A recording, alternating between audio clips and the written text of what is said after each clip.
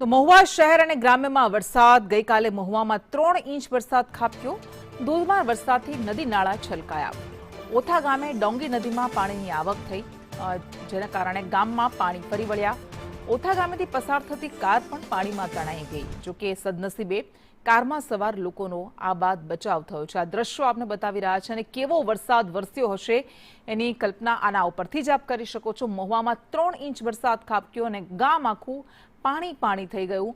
આકાશમાંથી જાણે કે આફત વરસી હોય તેવી તસવીરો સામે આવી રહી છે। જ્યાં જુઓ ત્યાં પાણી જ પાણી નજરે પડી રહ્યું છે અને મોટા વાહનો પણ આ પાણીના પ્રવાહમાં ફસાઈ ગયા હતા। વધુ વિગત સાથે સંવાદદાતા કુમાર શુક્લા આપણી સાથે જોડાયા છે। કુમાર, અત્યારે કેવી હાલાકી પડી રહી છે આ ગામડાઓમાં? કેવો વરસાદ વરસી રહ્યો છે? અને ત્યારથી અવિરત વરસાદ ચાલુ છે અને અત્યાર સુધીમાં ટોટલ સવારે 6 થી 10 માં બીજો 45 mm વરસાદ વરસી ચૂક્યો છે। ત્યારે મહુવા તેમજ શહેર અને ગ્રામ્યમાં તમામ રસ્તા પર પાણી ફરી વળ્યા છે। ત્યારે અનેક વિસ્તારોમાં પાણી, જ્યારે ગ્રામ્યમાં પણ નાના નદી નાળામાં પાણી આવી ચૂક્યા છે।